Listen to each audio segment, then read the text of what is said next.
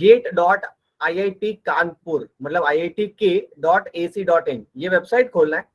तो सबसे पहला कल वैसे तो मृणाल सर ने वेबसाइट ऑलरेडी ग्रुप में डाल दिया था, सो आप लोगों ने एक बार खोल के देख भी लिया होगा, कुछ लोगों ने ट्राई भी किया होगा, कुछ लोगों ने भरा भी होगा, कुछ लोगों ने भर दिया होगा। और जहां जहां डाउट्स है वो डाउट्स में सॉल्व कराने के लिए आज यहाँ पे मिल रहे हैं। और ज्यादा टाइम नहीं लेंगे अपन, आधा घंटा मैक्स, आधे घंटे से ज्यादा टाइम नहीं लेंगे। अगर कोई डाउट है, कोई क्वेश्चन है तो उसके लिए अगर ज्यादा टाइम जा सकता है, लेकिन उसके अलावा अगर मैं बात करूं तो आधे घंटे से ज्यादा टाइम अपना लगेगा नहीं। ठीक है, तो सबसे पहला भाई यहाँ पे लॉग इन पे जाना है गेट ऑनलाइन एप्लीकेशन पे। बट लॉगिन से पहले आप लोगों को सारी चीजें ये पता होनी चाहिए कि भाई सिलेबस क्या है ना। तो ये पूरा पूरा क्वेश्चन पेपर पैटर्न क्या है, टू पेपर कॉम्बिनेशन क्या क्या है, तो ये सारी चीजें, एग्जाम सिटीज कौन से हैं, तो ये सारी चीजें एक बार देख लेनी है अपने को, आराम से बैठ के देख लेनी है। यहाँ पे गेट के पेपर कितने होते हैं, पेपर एंड सिलेबस क्या होता है, तो वेबसाइट पे पूरा पूरा आपको दिया हुआ है। तो सबसे पहली चीज अपने को क्या करनी है, आप लोगों ने ऑलरेडी किया होगा सो दिक्कत नहीं है, लेकिन फिर भी देखो यहाँ पे आपका रिस्पेक्टिव, अगर आप सिविल से हो, केमिकल से हो, जो भी, कंप्यूटर से हो, ईसी से हो, इलेक्ट्रिकल से हो, मैकेनिकल से हो, सो आपका सिलेबस सबसे पहले डाउनलोड करना है। सिलेबस से ज्यादा कुछ इंपॉर्टेंट नहीं है, what to do what not to do. तो यहाँ से आपका सिलेबस डाउनलोड हो जाएगा। यहाँ पे क्लिक करोगे, आपको अपना सिलेबस, सपोज सिविल का करना है मेरे को, तो सिविल का पूरा पूरा सिलेबस आपको मिल जाएगा यहाँ से। ठीक है, तो यहाँ से सबसे पहला आप लोग को काम करना है कि सबसे पहले आपको सिलेबस डाउनलोड करना है। जैसे सिलेबस डाउनलोड हो जाता है, वापिस से अपन होम पे चलते हैं। ठीक है, यहाँ लॉगिन पे क्लिक करना है। जैसे ही अपन लॉगिन पे जाते हैं, लॉगिन पे आपको एक पेज खुलेगा जहां पे आपको लॉगिन, अगर आपने ऑलरेडी रजिस्टर कर लिया है तो, अगर रजिस्टर नहीं किया है तो सबसे पहले आप न्यू यूजर हो, इसलिए आपको यहाँ पे क्लिक करना है। जैसे ही आप क्लिक करते हो, आपका पूरा पूरा नाम पूछेंगे ये लोग, तो आपका फुल नेम डाल दो, है ना। स्मॉल में डालोगे, कैपिटल में डालोगे, अपने आप ये ले लेगा।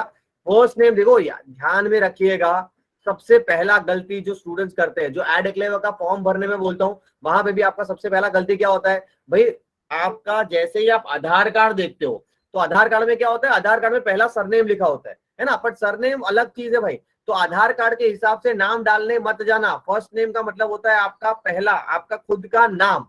ठीक है, तो मेरा नाम हार्दिक, अगर मैं पापा की बात करूं तो कांति भाई एंड यहाँ पे आएगा कपाड़िया। तो ये चीज हमेशा ध्यान में रखनी है। आप लोग सबसे पहला गलती ये कर बैठोगे कि भाई यहाँ पे फर्स्ट नेम आधार कार्ड के हिसाब से डालने जाओगे, आधार कार्ड के हिसाब से गलती हो जाएगा। तो यहाँ पे पहला नाम, फर्स्ट नेम मतलब आपका नाम होता है। ये बहुत बेसिक इन्फॉर्मेशन है, लेकिन जब मैं एड एक्लेवर का रजिस्ट्रेशन फॉर्म देखता हूँ तो एड एक्लेवर में 25% मतलब 25% से ज्यादा लोगों ने ये गलती की है। तो ये गलती नहीं होनी चाहिए। सबसे पहले आपका नाम, उसके बाद मिडिल नेम, मिडिल नेम का मतलब होता है आपके पापा का नाम, एंड उसके बाद होता है सरनेम। तो ये कंप्लीट हो जाने के बाद आपको कंफर्म करना है। कंफर्म करके आपको इसको कंटिन्यू कर देना है। यहाँ पे आप अपना ईमेल एड्रेस डालोगे, जो भी आपका ईमेल एड्रेस है सही सही डालना भाई, वरना दिक्कत हो सकता है। ठीक है, तो मैं अपना ईमेल एड्रेस सपोज hardik.acumen360@gmail.com, ये कंफर्म करना है।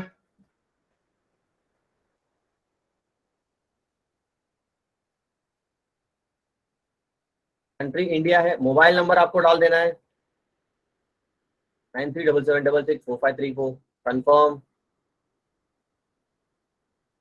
पासवर्ड, आपको जो पासवर्ड पसंद है अपने हिसाब से, जो याद रहेगा आपको, वो पासवर्ड अपने हिसाब से डाल दो। ठीक है, ताकि आपको याद रहे, हमेशा याद रखिएगा। पासवर्ड जो है वो यूजर फ्रेंडली रखिएगा, याद रहे ऐसा रखिए। वैसे बाद में चेंज होगा उसका दिक्कत नहीं है, लेकिन फिर भी ऐसा कोई पासवर्ड रखिए जहां पे @ भी यूज कर लिया हो आपने, कैपिटल लेटर भी यूज कर लिया हो। वो ऑब्वियसली आपको पता ही है, दुनिया भर के स्नैपचैट सब कुछ यूज करते हो आप लोग, तो आपको बहुत अच्छे से पता ही होगा ये तो। ठीक है, यहाँ पे आपको पूछेगा थैंक यू फॉर रजिस्टरिंग। जैसे ही आप रजिस्टरिंग करते हो, कंटिन्यू करते हो, आपको मोबाइल पे एक आपको मैसेज आ जाएगा, थैंक यू फॉर रजिस्ट्रेशन। आपका एनरोलमेंट आईडी आएगा, एनरोलमेंट आईडी के साथ साथ आपको वेरीफाई मोबाइल नंबर का एक मैसेज आएगा। देखो ध्यान में रखिएगा, ये मैंने सेव कर लिया यहाँ से ताकि याद रहे मेरे को, ऑटोमेटिकली सेव हो जाए। आप भी सेव कर लेना, आगे जाके ध्यान में रहेगा। देखो मैथ्स थोड़ा बहुत पूछता है, आईआईटी, अभी गेट आईआईटी जाने वाले हो तो थोड़ा बहुत बेसिक मैथ्स से लोग पूछेंगे, और उसके बाद सीधा सीधा सबमिट करके आगे बढ़ोगे। तो यहाँ पे आपको पूछेंगे भाई, before starting GATE 2023 application please ensure that you have gone through the information brochure. तो इंफॉर्मेशन ब्रोशर यहाँ पे दिया हुआ है, इसको क्लिक करके एक बार आराम से पढ़ लेना। ठीक है, वैसे तो मैं ब्रीफ आपको कर देता हूं तो दिक्कत नहीं है। देखो यहाँ पे सिविल का अपन ने सिलेबस डाउनलोड किया था, जो अपना नेट इतना ज्यादा स्लो है, हाँ हो गया है, ठीक है। ठीक है, इन्फॉर्मेशन ब्राउजर पूरा है तो उसको भी एक बार आराम से पढ़ लेना, अपन सीधा सीधा टिक करके आगे बढ़ते हैं।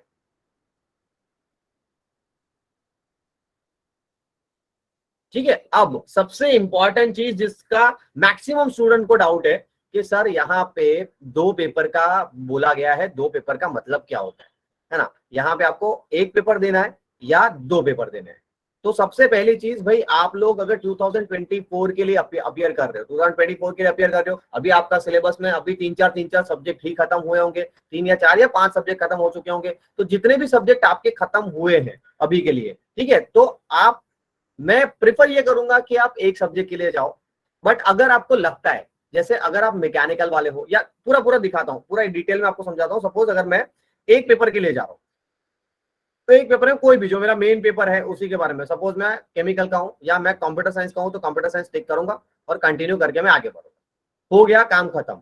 अगर मुझे लगता है कि नहीं यार मेरे को तो दो पेपर लिखने हैं, ठीक है, अब सर दो पेपर का कॉम्बिनेशन इन लोगों ने क्यों दिया है, दो पेपर मेरे को ऐसे क्यों नहीं दिया कि दो पेपर में से कोई भी आप दे सकते हो, है ना, वो भी दे सकते थे। तो यहाँ पे सपोज जैसे आपने यहाँ पे सिलेक्ट किया सपोज कंप्यूटर साइंस, ठीक है, कंप्यूटर साइंस जैसे ही सिलेक्ट किया आपने, तो यहाँ पे आप पेपर टू देखोगे तो पेपर टू में सारे ऑप्शंस आपको नहीं दिखेंगे। पेपर टू में आपको दिखेगा, एक minute,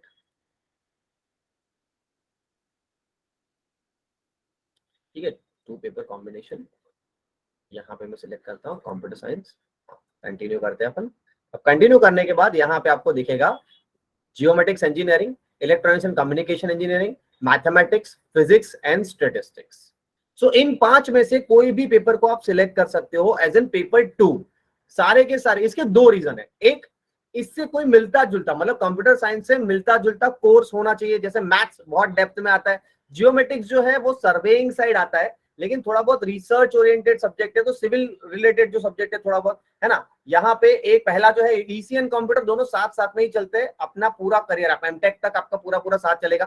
mathematics, physics and statistics, statistics भी कंप्यूटर का एक बहुत अच्छा हिस्सा है, जहां पे आप मशीन लर्निंग के साइड जाओगे वहां पे आपको स्टैटिस्टिक्स दिखेगा, इसीलिए। और दूसरा रीजन क्या है, एक थोड़ा कॉम्बिनेशन इन लोगों ने बनाया है सब्जेक्ट से रिलेटेड, और दूसरा इंपॉर्टेंट रीजन क्या है, अगर मैंने सारे पेपर खोल दिए तो हो सकता है कि आपका जब पहला पेपर जिस टाइम पे और जिस दिन पे हो उसी टाइम पे दूसरा पेपर भी हो, क्योंकि ऐसा तो है नहीं ना भाई, क्योंकि जिस टाइम पे इंस्ट्रूमेंटेशन का पेपर होता है उसी टाइम पे स्टैटिस्टिक्स का भी पेपर होता है, उसी टाइम पे मैथ्स का भी पेपर होता है।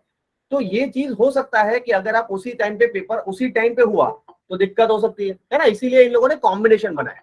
तो अगर सपोज यहाँ पे मैं बात कर रहा हूँ कि यहाँ पे सपोज आपने मैकेनिकल सिलेक्ट किया है, और मैकेनिकल सिलेक्ट करने के बाद आपके पास क्या क्या ऑप्शन है, देखो एरोस्पेस है, इंस्ट्रूमेंटेशन है, नेवल आर्किटेक्चर एंड मरीन, जो जो स्टूडेंट्स इंटरेस्ट रखते हैं नेवी साइड, है ना, मरीन टेक्नोलॉजी साइड, तो वहां पे एक और ऑप्शन है आपके पास मरीन टेक्नोलॉजी के हिसाब से भी आप ये लग सकते हो। इसका सिलेबस आपको डाउनलोड करने पड़ेगा। सर सिलेबस किधर से मिलेगा, जैसे हमने डाउनलोड किया उधर से आपको सिलेबस भी मिल जाएगा। दूसरा एक्सी का पेपर होता है, ये एक्सी का पेपर अगर आप देना चाहते हो तो एक्सी में भी आप दे सकते हो। एक्सी का मतलब क्या होता है कि सारा का सारा पेपर जो आपका मैकेनिकल का है उसमें टोटल 9 से 10 सब्जेक्ट है आपके, लेकिन एक्सी में आपको सिर्फ दो सब्जेक्ट, कोई भी, जैसे फ्लूइड हो गया, थर्मल हो गया, तो कोई भी दो सब्जेक्ट सिलेक्ट करके आप दे सकते हो। अभी के लिए आई विल सजेस्ट कि आप एक ही पेपर लिखो, लेकिन जिसको अगर है कि नहीं सर मेरे को अभी अभी देख लेना इस बार, क्योंकि वैसे भी मेरे मार्क्स आने तो वाले हैं नहीं, तो मैं दिमाग में रख के चलता हूँ कि दोनों पेपर दे के देखता हूँ और देखता हूँ कि कौन से पेपर में क्या हो सकता है। तो सिविल वाले मैकेनिकल वाले को मैं सजेस्ट करूंगा कि एक्सी लिखो अगर लिखना चाहते हो दूसरा पेपर, तो है ना। तो आपका क्या होगा, हो सकता है कि उसी दिन दोनों पेपर आ जाए, मतलब हो सकता है जैसे लास्ट टाइम अगर पृथ्वीराज की मैं बात करूं, पृथ्वीराज जो अपना स्टूडेंट है जिसने इंस्ट्रूमेंटेशन में भी पेपर लिखा था और ईसी में भी लिखा था, गेट के पेपर की बात कर रहा हूँ, ईसी का पेपर उसका सुबह 9 से 12 में था, 12 बजे खत्म होने के बाद सीधा सीधा उसका 2 बजे वाला पेपर जो था वो इंस्ट्रूमेंटेशन का था। तो हो सकता है, तो मेंटली प्रिपेयर रहिएगा कि अगर दो पेपर लिख रहे हो तो हो सकता है कि दोनों के दोनों पेपर आपको सेम डे पे भी देने पड़े, बट अगर नहीं हुआ तो दो पेपर अगले पिछले दिन में हो सकते हैं। तो मैकेनिकल वाले अगर दूसरा पेपर लिखना चाहते हो तो आई सजेस्ट कि एक्सी का पेपर लिखो। सिविल वाले अगर जो भी है ना, तो सिविल वालों के लिए दो पेपर मैं सजेस्ट करूंगा यहाँ पे। एक हो सकता है आपका एनवायरमेंटल साइंस एंड इंजीनियरिंग, जैसे वहां एनवायरमेंटल साइड आता है, और दूसरा हो सकता है जियोमेट्रिक्स। आप लोग भी एक्सी का पेपर लिख सकते हो, लेकिन आई सजेस्ट जियोमेट्रिक्स या एनवायरमेंटल साइंस, ये दोनों के साइड आप लिख सकते हो, है ना। तीसरा, अगर जो भी इलेक्ट्रॉनिक्स या इलेक्ट्रिकल वाले, तो ट्रिकल वालों के लिए इलेक्ट्रॉनिक्स में लिखो, इलेक्ट्रॉनिक्स वाले ट्रिकल में लिखो, या फिर इंस्ट्रूमेंटेशन में लिखो, क्योंकि इंस्ट्रूमेंटेशन में पेपर इजी आता है और हो सकता है स्कोर करने के चांसेस बढ़ जाते हैं। तो अगर रैंक निकालने की सोच रहे हो तो इंस्ट्रूमेंटेशन में आप लिख सकते हो। इलेक्ट्रॉनिक्स वाले जितने भी है वो लोग कंप्यूटर साइड भी लिख सकते हैं, जिनको इंटरेस्ट है, या इंस्ट्रूमेंटेशन तो आपका है ना। कंप्यूटर वालों को भी मैंने ऑलरेडी बता दिया है। तो ये हो गया भाई 2 पेपर कॉम्बिनेशन। मैं अभी जाता हूँ 1 पेपर के साथ, और 1 पेपर को लेके मैं आगे बढ़ रहा हूँ। तो अगर 1 पेपर के साथ जाता हूँ और मैं सपोज मैकेनिकल भरता हूँ, है ना, तो मैकेनिकल भर दिया अपन ने। मैकेनिकल के बाद सबसे पहला आएगा इंडिया, तो अपन इंडिया सिलेक्ट कर लिया। इंडिया के बाद सिटीज आएगी। देखो आप दे सकते हो, यहाँ पे लास्ट ईयर तक ये ऑप्शन नहीं था, लेकिन इस बार Bangladesh, Bhutan, Malaysia, Maldives, Mauritius, Nepal, Singapore and UAE, इतने सारे कंट्रीज है। तो कभी अगर फरवरी में घूमने का प्लान बना रहे हो तो सोच के बनाना, अगर सिंगापुर में हो तो फिर सिंगापुर में पेपर लिखने जाना, ठीक है। यहाँ पे अब बात करते हैं अपन सिटीज की। तो सिटीज में अब अपने हिसाब से सिलेक्ट कर लो, सबसे नीचे चले जाओ। अगर वडोदरा में पेपर देना चाहते हो तो वडोदरा ऑप्शन है ना। अगर सूरत में रहने वाले हो तो सूरत भी ऑप्शन होगा। अगर आनंद हो तो आनंद का भी ऑप्शन है, और पास में अहमदाबाद का भी ऑप्शन है। तो आप अपने हिसाब से ऑप्शन नियरेस्ट सिटी चूज कर लेना। नियरेस्ट सिटी आपको कौन सा, देखो फरवरी का टाइम रहेगा, तो फरवरी के टाइम पे जनरली स्टूडेंट्स जो होते हैं वो यहीं पे होते हैं, बड़ौदा में, कॉलेज में। तो बड़ौदा के आसपास की सिटी रखना, या आनंद के आसपास, या अहमदाबाद या सूरत का रखना। जनरली सैटरडे संडे होता है, एग्जाम जो होता है वो सैटरडे एंड संडे होता है, तो कॉलेज चालू नहीं होगा, तो हो सकता है कि आप घर भी जा सकते हो। तो सोच समझ के भरना, ठीक है। इसको सेव करना है, और सेव करने के बाद इसको नेक्स्ट करना है। जैसे आप नेक्स्ट करते हो, अब आपका पूरा पूरा फॉर्म, आपका मोबाइल नंबर सब कुछ आ चुका है। अब यहाँ पे डेट ऑफ बर्थ डालते जाओ, है ना। डेट ऑफ बर्थ डाल दिया, मंथ डाल दिया, suppose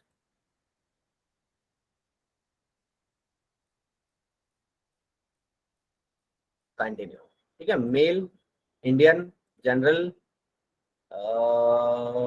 select country, India, Gujarat, ID proof, तो आधार कार्ड डाल देना, ठीक है। आधार कार्ड में अपना नंबर भी डाल देना।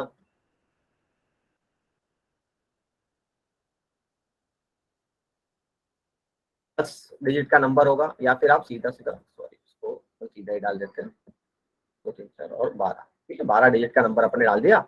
अब आपके पापा का नाम इधर डालना है, मैंने ऑलरेडी डाला हुआ है। इंडिया डाल दो, पापा का नंबर डाल दो, पापा का नंबर भी आपने डाल दिया है। इसको नेक्स्ट करके आगे बढ़ो, ठीक है। अब नेक्स्ट कर लिया है, अब पिन कोड डाल दो। भाई अभी मतलब बहुत जल्दी आ रहे हो यार तुम लोग। कंट्री डाल दिया, India, Gujarat, address line,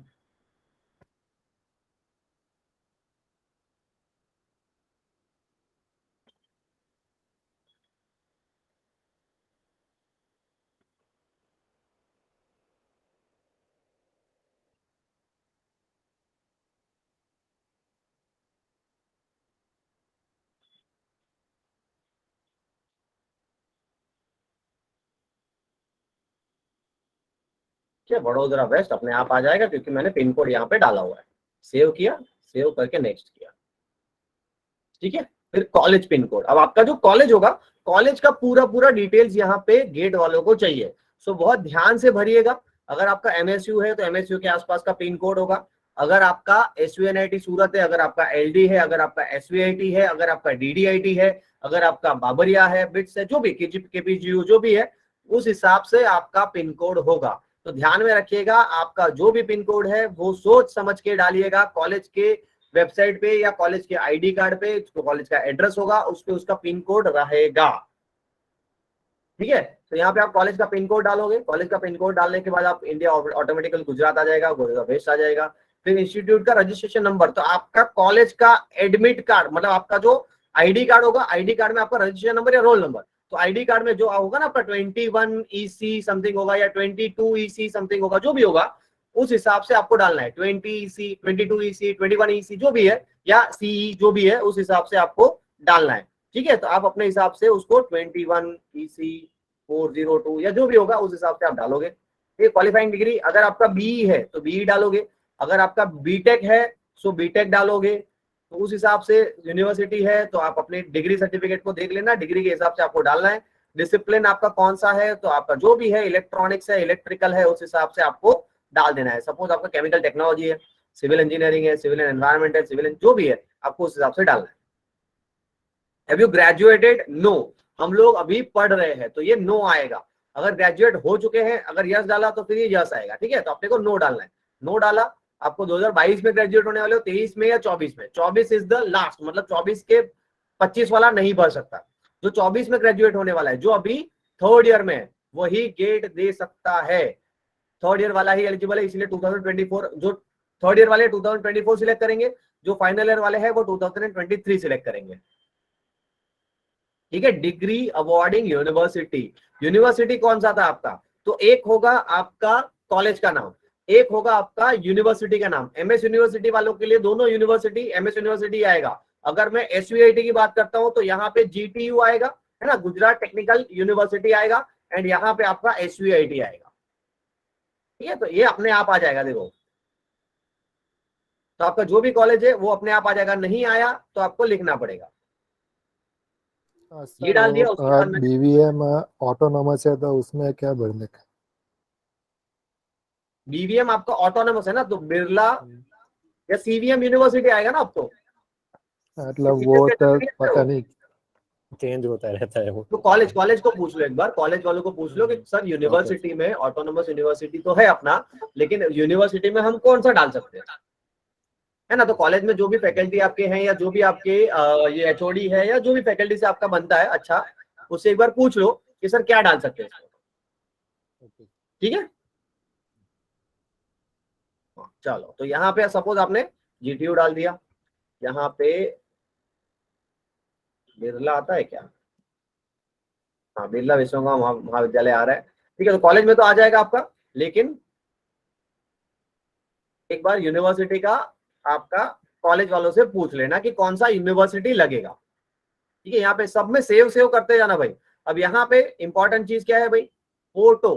photo जो है वो अपलोड करना है आपको। तो यहाँ पे फोटो अपलोड करने के लिए सबसे इंपॉर्टेंट आपका फोटो जो आपने डाउनलोड किया है, देखो पासपोर्ट साइज फोटो चाहिए। अब देखो, जैसे आप फोटो डाउनलोड करोगे, और फोटो डाउनलोड करने के बाद आप जैसे अपलोड करने जाओगे, तो यहाँ पे दिक्कत क्या आएगी वो दिखाता हूँ।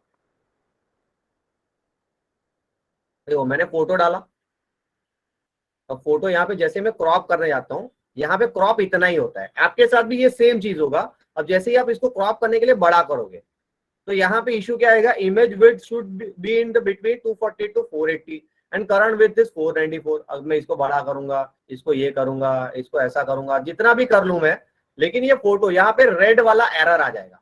तो आपको ये एरर को जो है उसको रेक्टिफाई करना पड़ेगा। उससे पहले इसको 240 से लेके 480 के बीच में ही रखना पड़ेगा। जैसे अगर मैं ये करता हूं तो यहाँ पे बीच में आ गया, लेकिन एस्पेक्ट रेशियो चेंज हो गया। तो ये चीज आपको नड़ता रहेगा हमेशा। तो ये ना नड़े, इसके लिए सबसे पहले आपको क्या करना है? तो यहाँ पे जैसे ही आपका फोटो है,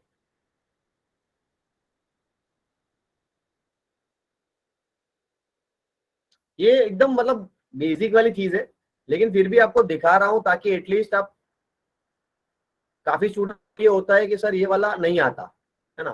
तो अगर नहीं आता तो वो मैं सिखा दूंगा। देखो, यहाँ पे ये वाला फोटो अपन ने अभी डाउनलोड किया है। अब दो चीजें हैं, एक ये फोटो 113 केबी का है। यहाँ पे जो केबी दिया हुआ है वो कितना दिया हुआ है भाई? यहाँ पे 5 केबी से लेके 200 केबी। तो इसका तो दिक्कत नहीं है भाई, केबी में तो दिक्कत नहीं है। प्रॉब्लम कहाँ है? रेजोल्यूशन में। तो रेजोल्यूशन अगर अपने को ठीक करना है, तो उसके लिए क्या करना पड़ेगा? इसको, ये फोटो जो है उसको आप माइक्रोसॉफ्ट पिक्चर मैनेजर में खोल लो।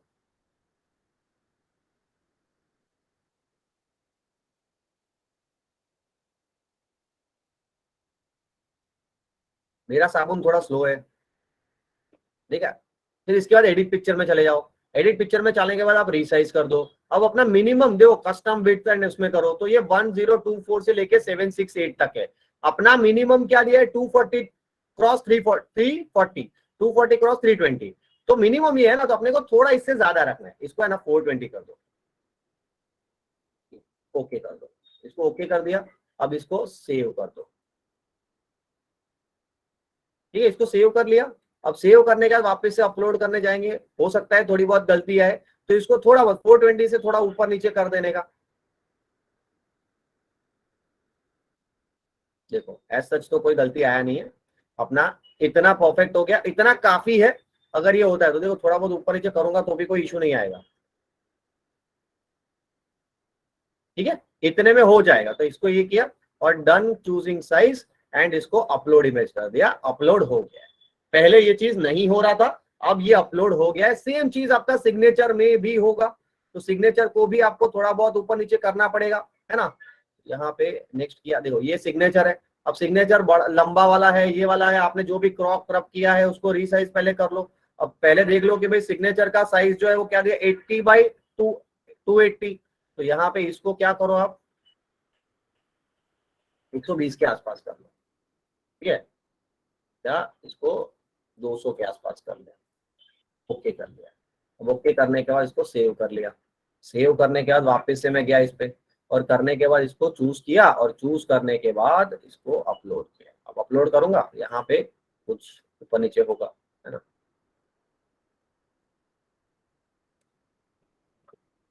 यहाँ पे देखो एक चीज हमेशा ध्यान रखना, आपका जो भी ये फाइल है, मतलब जो भी ये इमेज है,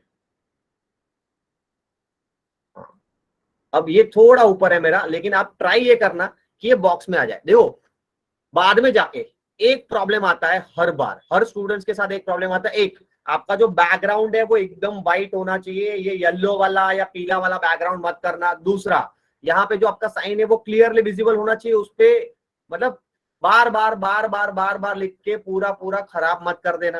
तीसरा, यहाँ पे जो बाकी का एरिया है, देखो जैसे मैं ये करता हूँ बाकी का एरिया थोड़ा घट जाता है, मेरा तो भी थोड़ा खराब है ना। यहाँ पे जो बाकी का एरिया है, मतलब 70 to 80% एरिया जो हो वो आपका साइन कवर करता हो। किसी किसी का साइन होता है ना, ए करके गोल कर दिया, तो ए करके गोल कर दिया वो चलेगा, लेकिन प्रॉब्लम क्या होना चाहिए, वो ए करके जो गोल होगा वो आपका मैक्सिमम जो ये आपको व्हाइट स्क्वायर जो दिख रहा है, मतलब रेक्टेंगल जो दिख रहा है, रेक्टेंगल का 70 to 80% जो हिस्सा है वो आपका साइन कवर करता हुआ होना चाहिए, तो ही ये काम का है। अदरवाइज कुछ काम का नहीं है। एरर आएगा बाद में, और एरर आएगा नवंबर में, फिर उसको रेक्टिफाई करते रह जाओगे।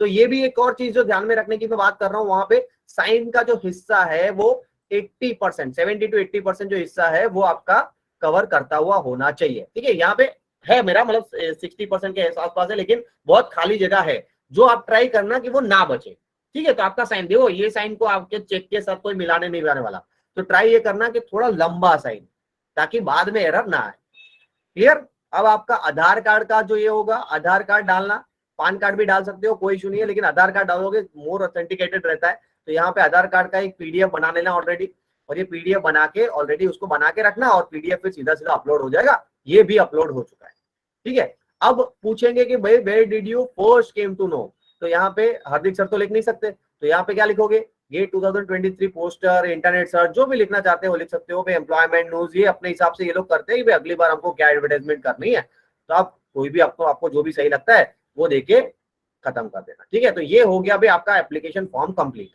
जैसे ही इसको रिव्यू एंड सबमिट करते हो, रिव्यू एंड सबमिट करने के बाद आपको कहाँ पे लेके जाएगा, ये पेमेंट पे। यहाँ इसके बाद सीधा सीधा पेमेंट होगा। पेमेंट मैं ऑब्वियसली अभी नहीं करने वाला, क्योंकि इन्फॉर्मेशन मैंने कुछ कुछ चीजें, आधार कार्ड नंबर और वो सारी चीजें गलत लिखी है, तो वो एक बार पूरा पूरा मैं रेक्टिफाई कर लूंगा, उसके बाद सही करूंगा, ठीक है। अभी मेरे को बताओ किसी को कोई डाउट है फॉर्म फिलिंग में, तो यही सर था भाई। हाँ बोलो। सर अभी के लिए तो 1 पेपर के लिए जाए या फिर 2 पेपर के लिए जाए? मैं सजेस्ट ये कर रहा हूँ कि 1 पेपर के लिए ही जाओ, अगर ज्यादा पैसा है और अगर लग रहा है कि नहीं सर एक्सपीरियंस लेके देख लेता हूं मैं, क्योंकि लास्ट मतलब देखो इस बार अगर आपको जाना है 24 में, तो आई सजेस्ट के 1 पेपर के साथ जाना कोई गलत नहीं है, क्योंकि यार प्रिपरेशन है ही नहीं अपना इतना, तो 2 पेपर लेके 1700 रुपए का पेपर है, 1700 इंटू 1700 3400 रुपए होगा, तो 3400 रुपए अगर पानी में डाल देना है तो आप डाल सकते हो, कोई दिक्कत नहीं है। अगर आपको लगता है कि नहीं यार एक्सपीरियंस करने में क्या जाता है, 3400 रुपए डाल के देखता हूं मैं, एक्सी का पेपर भी इस बार पता चल जाएगा, क्या पता अगली बार में सिर्फ एक्सी का ही दो, या क्या पता अगली बार में कोई और ही दो। तो अगर एक्सपीरियंस करना चाहते हो प्लीज आप कर लो, कोई इशू नहीं है। सर हाँ बोलो भाई, सर ये हाँ एक मिनट रुक जा, खाली जिसको भी ये सेकंड पेपर का बेनिफिट क्या है, हाँ ठीक है, फर्स्ट पेपर ही है, ठीक है। सिलेबस कहाँ से डाउनलोड किया था, हाँ ठीक है बताता हूँ। हाँ बोलो क्या पूछ रहा था। सर इसमें हम लोग D2D वाले स्टूडेंट्स भरते हैं, तो उसमें बीटेक का ऑप्शन मतलब कि D2D का ऑप्शन आता है ऐसे? बट तो अभी बीटेक अगर कर रहा है ना। मतलब अभी जैसे मेरा डिप्लोमा का फाइनल ईयर है बराबर, तो अभी नेक्स्ट ईयर में D2D में वो आऊंगा, तो उसमें जब फिल करना है तो D2D ऐसा आता है कि बीटेक इसमें वो ऑप्शन में डालने का? तू जब भी भरेगा, जब भी देख, you are not right now, you are not eligible, yes sir. ठीक है। जब भी तू भरेगा तब तू डिग्री में होगा, यस सर। ठीक है। तो जब डिग्री में भरेगा तो बीटेक या बीई का ऑप्शन आएगा, तो बीटेक या बीई डालना है अपने को। मतलब सर उसमें बीटेक बीटेक ही डलेगा ना क्या? अगर D2D किया तो बीटेक से ही इनरोल होता है, ऐसा पूछ रहा हूँ। हाँ बीटेक से ही होता है, डिप्लोमा हुआ तो भी बीटेक से ही करेगा तू। उस टाइम पे फिर तू यस। D2D है कि तू नॉर्मल है, इससे कोई फर्क नहीं पड़ता, ओके सर। है ना। सर तो उससे कोई फर्क नहीं पड़ता इससे। हाँ बोलो बोलो। सर ऐसा क्वेश्चन है कि मेरे एक्चुअली फादर नहीं है, तो सर अभी मैं मेरी मदर का नाम डाल के आगे जा सकता हूँ ना? फादर नहीं है उसका वांदा नहीं है, लेकिन आपके डॉक्यूमेंट्स जो होंगे, आपका 10th का जो मार्कशीट होगा, या आपका 12th का जो मार्कशीट होगा, या आपका कॉलेज का जो डिग्री सर्टिफिकेट होगा, उसमें तो पापा का नाम आएगा ना। हाँ सर। हाँ तो फिर वही अपने देखो, वो लोग ये चेक नहीं करते फादर अपने है नहीं है, वो बात की बात है। लेकिन अभी के लिए वो लोग क्या चेक कर रहे हैं, वो लोग ये चेक कर रहे हैं कि आपके डॉक्यूमेंट्स में जो नाम है और आपका जो यहाँ पे नाम है वो दोनों सेम है कि नहीं। उनको उससे कोई लेना नहीं है, आपके डॉक्यूमेंट्स में जो हाँ, अगर आप एफिडेविट करा चुके हो, अगर आप गैजेट करा चुके हो, अगर आप पापा के नाम की जगह मम्मी का नाम हर जगह पे डाल चुके हो, देन एंड देन ओनली आप मम्मी का नाम डाल सकते हो। अगर वो नहीं है तो प्लीज आप अपने 10th के सर्टिफिकेट या आपके कॉलेज के जो डिग्री सर्टिफिकेट पे जो नाम आएगा वही नाम यहाँ पे डालना है। Okay sir. ठीक है ना, ओके। और कोई क्वेश्चन भाई फटाफट से। हाँ, सिलेबस कहाँ से डाउनलोड किया था, ये एक क्वेश्चन था। रुक जाओ, ये रहा गेट का अपना, ये देखो सबसे पहले वापस से दिखा देता हूँ। गेट IIT के gate.iitk आप गूगल में सर्च करोगे तो आपका gate.iitk.ac.in खुलेगा, जो ऑलरेडी हम लोग ग्रुप में ऑलरेडी आप लोगों को डाल चुका है, कल ही डाल दिया है हम लोगों ने, है ना। मृणाल सर ने कल मैसेज डाला था। यहाँ पे देखो गेट 23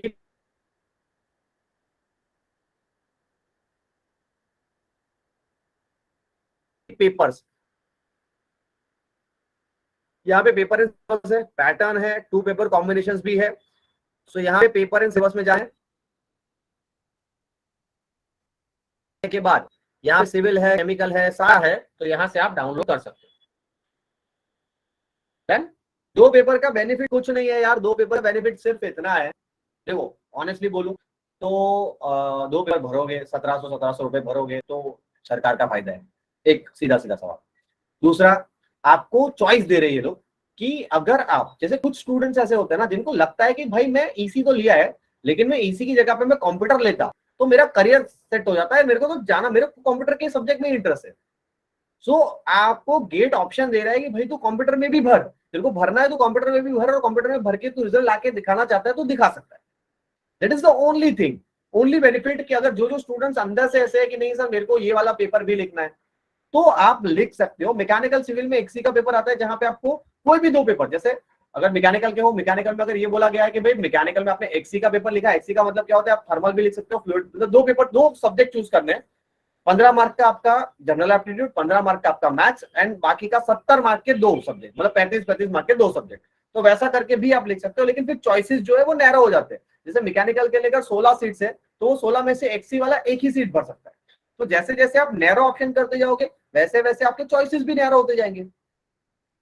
अगर कोई स्टूडेंट है जो माइनिंग साइड जाना चाहता है या नेवल आर्किटेक्चर साइड या मरीन इंजीनियरिंग की साइड जाना चाहता है, तो वो साथ साथ में वो पेपर भी लिख सकता है, और हो सकता है वो पेपर के हिसाब से उसको कहीं और एडमिशन मिल जाए, उस हिसाब से ही ये पेपर दिए गए।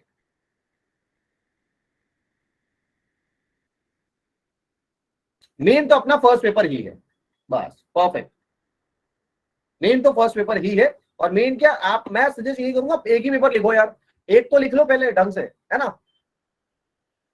ठीक है भाई, और कोई सवाल है किसी का? अगर नहीं है तो होप आप लोगों को पूरा पूरा समझ आ गया होगा। इसके बाद सिर्फ पेमेंट है, तो please proceed with the payment, और 2-3 दिन में फॉर्म भर देना। लास्ट के लिए बचा के मत रखना कि भाई आखिरी दिन भरेंगे, ये करेंगे वो करेंगे। 2-3 दिन में आराम से पेपर भर दो, मतलब ये करके भर के आराम से निश्चिंत हो जाओ।